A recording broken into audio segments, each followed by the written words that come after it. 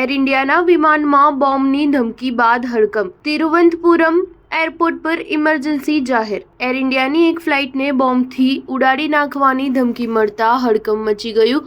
આ વિમાન મુંબઈથી તિરુવનંતપુરમ જઈ રહી હતી. જો કે ધમકી મળ્યા બાદ તિરુવનંતપુરમ ઇન્ટરનેશનલ એરપોર્ટ પર ઇમરજન્સી જાહેર કરી દેવામાં આવી હતી.